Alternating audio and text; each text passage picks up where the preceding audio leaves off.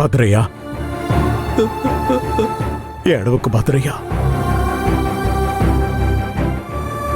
అమ్మా నీలవేణి, ఎక్కడున్నావమ్మా? నువ్వు లేకపోతే ఈ నాన్న చచ్చిపోతాడమ్మా.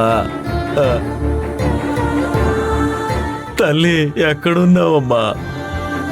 ఇప్పుడు నేనేం చెయ్యాలి అయ్యా? నన్నేం చేయమంటారయ్యా? ఇప్పుడు నా పిల్లలకి ఏం సమాధానం చెప్పమంటారయ్యా?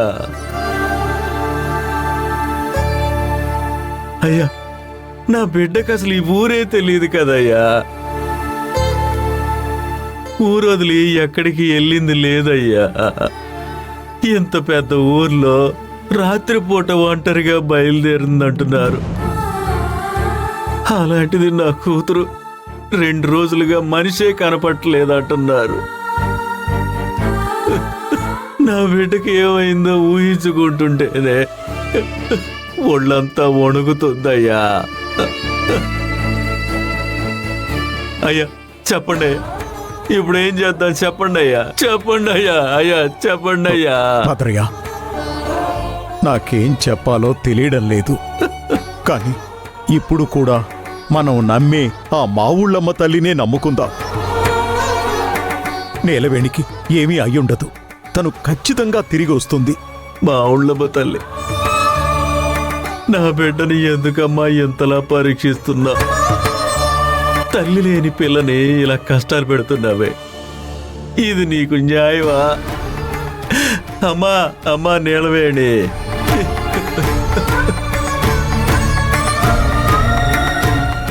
అమ్మా, ఎంతమంది ఉండి నా బిడ్డని ఎలా వదిలేశారమ్మా? ఎలా వదిలేశారమ్మా మీరు? అయ్యా, నా బిడ్డకి ఏం జరిగినా మీరే చూసుకుంటానని ఆ రోజు అన్నారు కదయ్యా. నేను మా ఊరు వెళ్ళిపోయాను. చివరికి ఎలా వదిలేశారేంటయ్యా?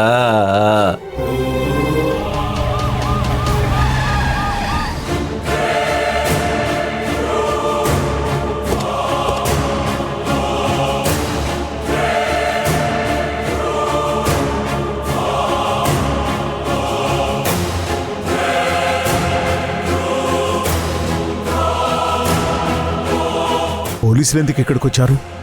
కానిస్టేబుల్స్ రండి. వాళ్లతో ఎవరు చెప్పుంటారు?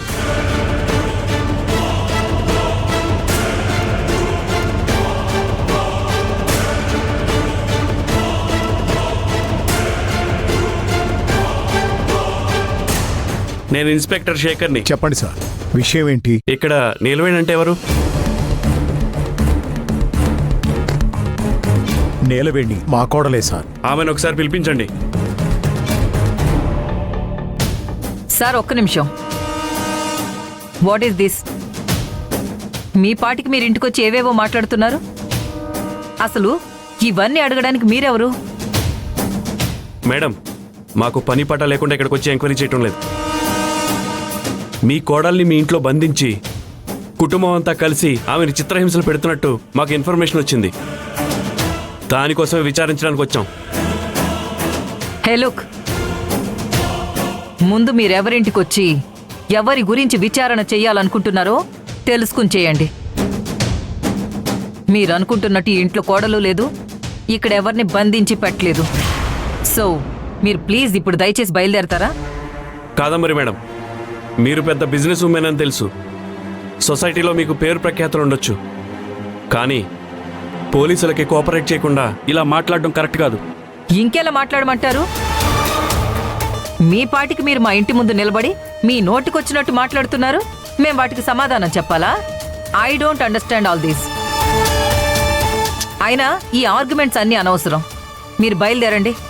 నేను మీ ఏసీపీతో మాట్లాడతాను. మేడం, మీరు ఏసీపీతో మాట్లాడండి, డీసీపీతో మాట్లాడండి, అది మీ ఇష్టం.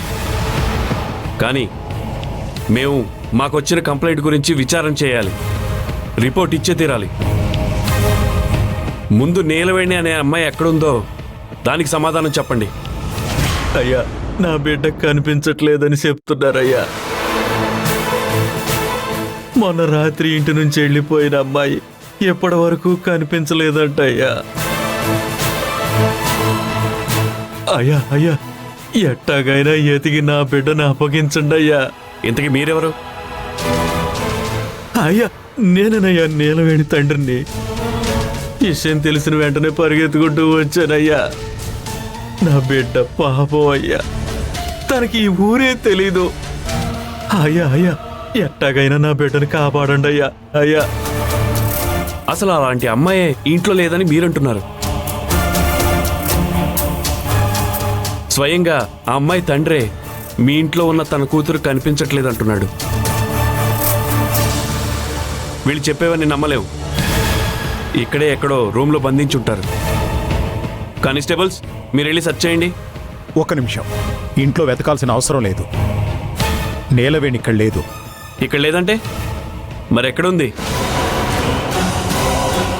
అదే తెలీదు సార్. సడన్ గా ఇల్లుదిలి వెళ్ళిపోయింది. మేము అన్ని చోట్ల వెతికి చూసాం, కానీ దొరకలేదు. అంటే కనిపించకుండా పోయి 2 రోజులు అవుతున్నా ఇప్పటి వరకు పోలీస్ కంప్లైంట్ ఎందుకు ఇవ్వలేదు? అది సార్, మేం వెతుకుతూనే ఉన్నాం కదా అని.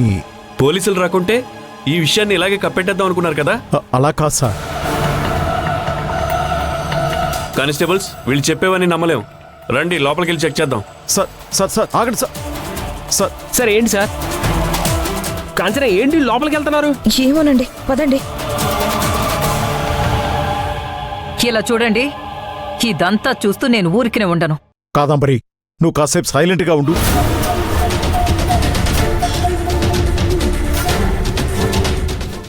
ఏ కానిస్టేబుల్, పైకి వెళ్ళి ఎతకవయ్యా. ఏమయ్యా, నువ్వు ఇటు వెళ్ళి ఎతుకు.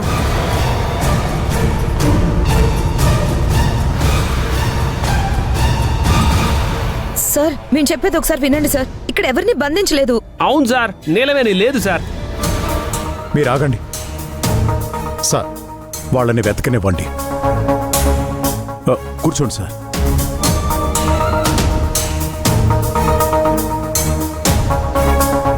మీరు అనుకున్నట్టు తనని మేం బంధించలేదు సార్. ఏంటండి మీరు ఆయన్ని బయటికి పంపించడం మానేసి కూర్చోబెట్టి మాట్లాడుతున్నారు?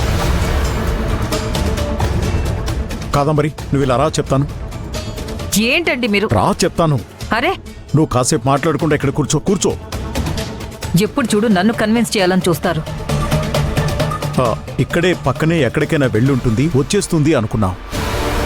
ఎంతసేపటికి రాకపోయేసరికి తలో వైపుకు వెళ్ళి వెతికాం. ఇలా జరుగుతుందని తెలుసుంటే నేనే స్టేషన్కి వచ్చి కంప్లైంట్ ఇచ్చేవాణ్ణి సార్. అమ్మాయి వాళ్ళ నాన్నని రమ్మని చెప్పండి.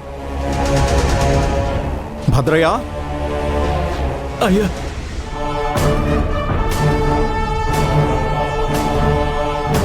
మీ పేరు, ఊరు చెప్పండి. నా పేరు భద్రయ్య అయ్యా. ఊరు అమలాపురం పక్కన పల్లిపాలెం. నా బిడ్డని ఈ ఇంటికి ఇచ్చి పెళ్లి చేసామయ్యా. పెళ్లి చేశారా?